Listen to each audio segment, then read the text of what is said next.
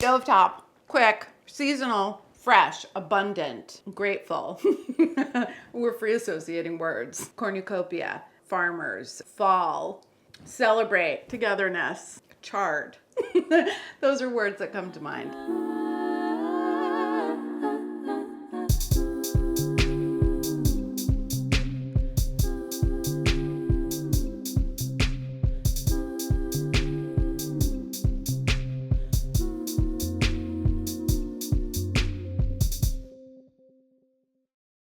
Hello humanoids, it's Carla. I am here again in my kitchen for another episode of That Sounds So Good. Today we have a really lovely pairing of holiday-centric, fallish dishes. I'm not saying you have to celebrate the colonial holiday that we call Thanksgiving, but you certainly could with these dishes. This is truly a tale of two dishes. One is a sautéed Brussels sprout dish with a little bit of sesame oil that has been on the Lalli family table forever. The other is a pan-roasted carrot with chorizo dish that I thought was a great idea. And then when I set out to develop it, it truly almost broke me. I kind of thought I might break up with carrots forever, but then we triumphed. Both of these dishes are going to be demoed for you today. You can make one, you can make them both. You can choose to just watch and not cook at all. Okay, I need walnuts for both of these recipes. So the first thing that I'm going to do is toast double the amount. If you are allergic to nuts or don't want to use nut, pumpkin seeds would be a really great sub. You just want something a little bit crunchy for texture. These are gonna toast until they're fragrant and dark brown and toasty, about 10 minutes in the oven. While the nuts are toasting, I'm gonna get started on the chorizo. Chorizo is a Spanish sausage. It's seasoned with a lot of paprika and it is fully cooked. So it's different than Mexican chorizo, which is a fresh sausage that you would need to cook and has a different flavor profile. If you cannot find Spanish chorizo, I would recommend using another kind of dry cured salami, like even salami or pepperoni would be truly delicious. Just gonna cut these into 1/4-inch pieces. The recipe is called pan roasted carrots with chorizo nubbins. One of the words that I'm most proud of getting into the book. So whatever feels like a nubbin to you is the shape that you should cut these in. Those feel nubbiny to me. A nubbin to me is like a cute food button, like a little nubbin, like a little, like a button. Okay, so my chorizo is set. This is going to be the first step in the recipe. If you are vegetarian, absolutely leave the chorizo out. What I would do instead is add another tablespoon of olive oil and maybe a teaspoon of smoked paprika when you're cooking the carrots. That will make up for the fat and the flavor that these are giving. The next thing, I have quite extraordinary carrots, which are in season right now. You can find them with the tops on. And if you do, I would buy them that way. It just looks more beautiful and kind of reminds you that carrots grow out of the ground. So just trimming the top a little bit. These are pretty clean already, so I have a damp, rough towel, and I'm just gonna go around and just kind of use that. I like cooking these with the skin on. They get kind of a blistered, pretty texture. If you prefer to peel your carrots, go ahead and peel them. Carrots clean up nice. So these are on the medium to large side, I would say. The recipe calls for medium carrots, and to cut them in half, really just to bisect them from the root end to the stem end. I might cut this top half in half again, just because it's a little wide up there and I don't want these to take forever to cook. Chorizo time is the best time, and it is indeed chorizo time. I'm gonna start warming up my skillet. And even though the chorizo has a good amount of fat that's gonna render, I always get things started with a little bit of olive oil. I need a tablespoon-ish. This olive oil, actually, I am doing a partnership with Foxtrot, and this Sicilian olive oil is in my caddy kit, which comes with my book. You also get a caddy and some other ingredients that I'm gonna use today. So all that info is linked below. All right, so I'm over medium heat. And I'm gonna get the chorizo going. In the journey of developing this carrot dish, it had a lot of different versions. The first version was gonna have spices and turmeric and get glazed, and maybe it had a little honey, and I made it and I hated it. And then I made it again, but I like adjusted the spices and I did something else, and I added chicken stock and I hated it. And then I just thought, well, we should add a pork product because that's going to make it good. But I learned this through my own trial and error. If you cook the chorizo too far, it gets really dried out and really chewy and in like not a fun way. So in this first step, it's really just a couple of minutes. Don't overcook the chorizo.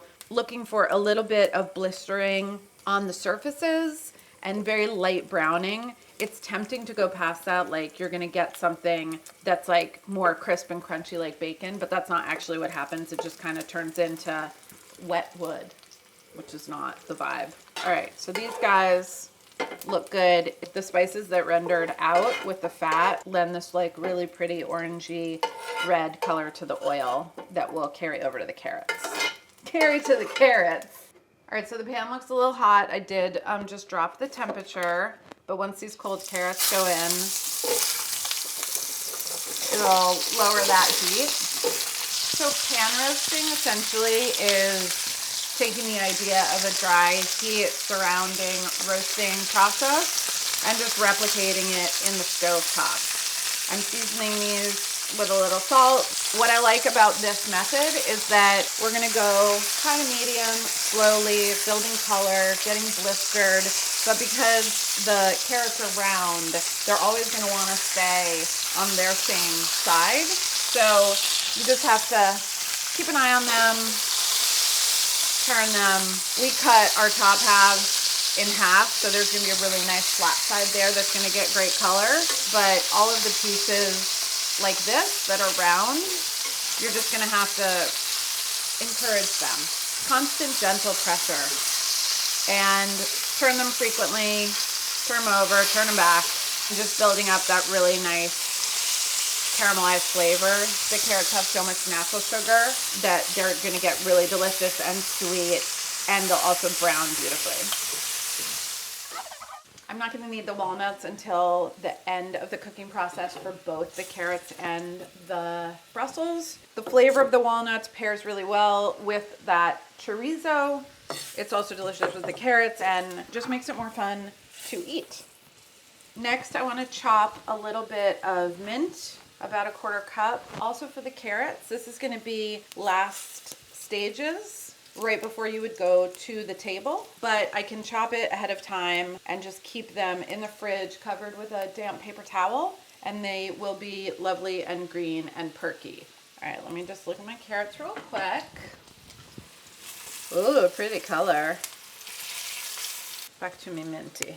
So the best way to cut herbs is to really not go back over it a bunch of times with the blade of your knife. The more times you chop the herbs, the more opportunities you're giving it for oxidation. So for the mint, I'm really just passing the knife over one time. Timing is really looking perfect. The next thing is some crushed coriander seed that's gonna go in with the carrots. This is another spice that you will get in the Foxtrot boxes, this diaspora coriander, which is really beautiful, really fresh.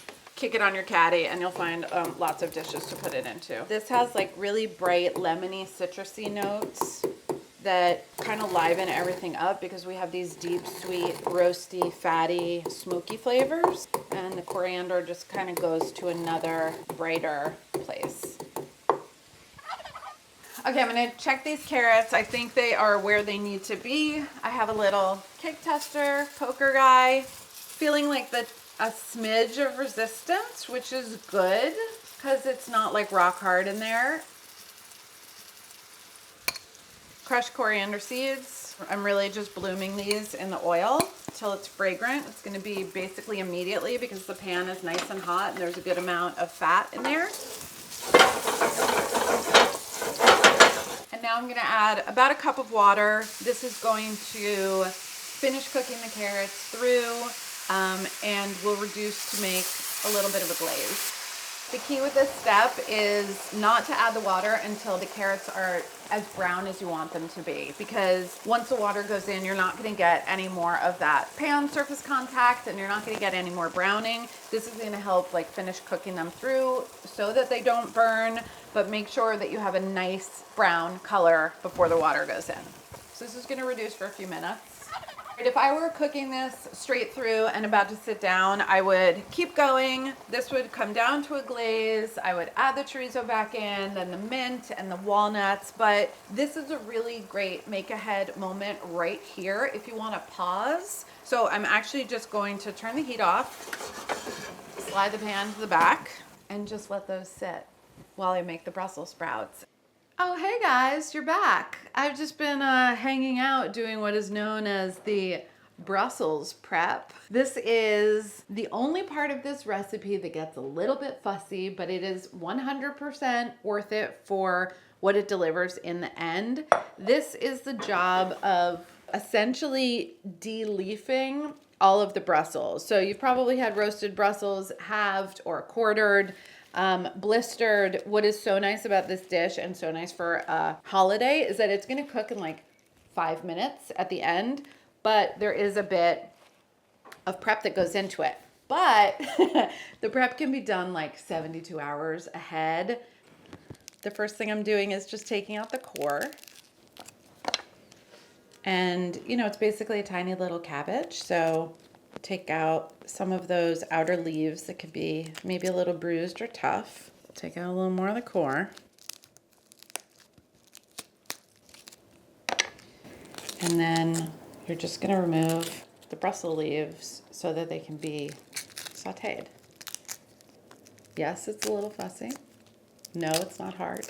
If, let's just say, your holiday is happening on a Thursday, you could do this on Monday night and put them into an airtight container, zip top bag, whatever, to seal them up, put them in the fridge, and take them back out when it's time to cook them. So tons of do ahead. If you're lucky enough to get Brussels on the stalk like this, or unlucky, I guess I would say, all you need to do is take each little one off. So just use the paring knife and get under there and liberate the Brussels, and then it's the exact same process.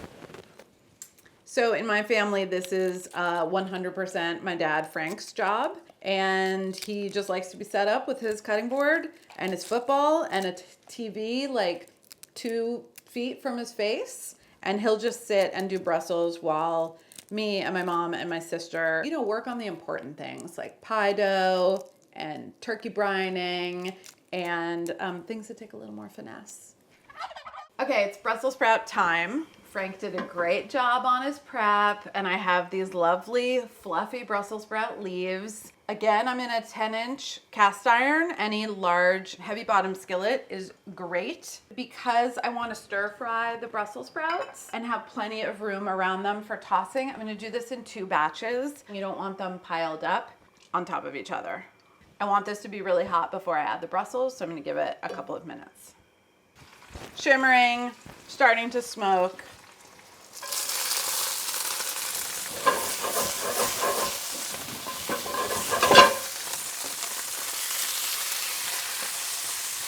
All of that sizzling and snapping and popping sounds is what you want to hear. That means that the moisture in the Brussels hitting that hot oil is just like explosive. They're already turning this beautiful, vibrant, bright green, and I can see a little bit of browning. This whole thing is going to take about 3 minutes. Black pepper. As important as it is to toss the Brussels so that they cook evenly, it is equally important to leave them alone because they need time on the surface to get truly brown and blistered in their spots. Also in the background over there, I have the carrots gently rewarming so that as soon as these are done, I can put the finishing touches on those, but I don't have to do anything to that. It's just very gently coming back up to temperature.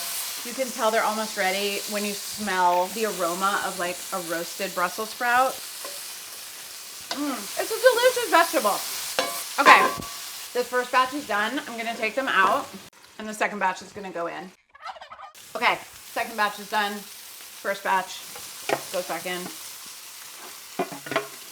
Everybody's together. This step is about group 1 and group 2, reheating group 1, but it's only been a minute that they were sitting over there. Half a cup of chopped walnuts. These are already toasted, so they already have flavor. This is just about dispersing them through. I'm gonna kill the heat before I add the sesame oil because I don't want to burn the sesame oil. It's gonna be most fragrant right when it is drizzled over.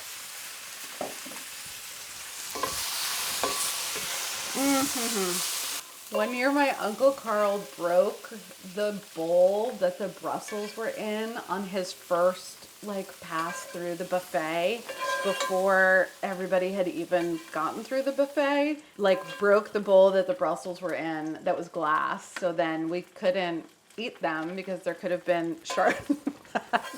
I just remember my dad's face. He was so pissed because he had cleaned 5 pounds of Brussels sprouts. My dad was just like, oh. But that's what the holidays are all about. Okay, Brussels are done. I'm gonna finish the carrots so they can both be hot at the same time. The liquid in this pan has almost reduced to just a thin little glaze. The carrots are hot. Chorizo from before is going in. I've got the remaining half of the walnuts. And I'm also going to add a couple of teaspoons of this sherry vinegar. If you don't have sherry vinegar, use cider vinegar, use unseasoned rice vinegar, even use lemon juice. Very last thing, kind of off heat, the chopped mint. I can't even deal with this cornucopia right now. We're gonna have to get into it with our carrots. One of the great ways to think about the fall season and the holidays that come along is to remember that this is harvest and it is a seasonal time of celebrating the abundance. And that is truly what I'm thankful for. Brussels and the carrots are things that are readily available right now. They're pretty humble vegetables, but if you cook them nicely, they're really special. And the specialist part, besides the cornucopia, which is completely off the chain, is you're gonna feed some people with this food. So just remember that and don't apologize. And even if your chorizo got a little chewy or maybe a couple of the carrots have some darker spots than you wanted, I'm just asking for a friend. The people who are at the table with you are just so psyched that you're cooking for them. That's why we're doing this. Because that whole story about the Pilgrims is some made up stuff. Harvest. Harvest. I'm gonna serve myself a little bit. I'm celebrating myself right now. To carrot? Crispy bits. Crispy bits and nubbins together in harmony.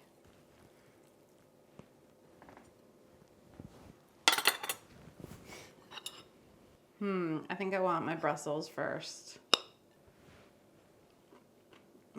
They're delicious. They're still so crunchy, but they're also tender. They have the sweetness and the little charred bits. It's just a great combo. Not that there's gonna be leftover Brussels sprouts, but they're really good in a sandwich. This carrot bite has a nubbin and a walnut and some mint, and it's lovely and glazed.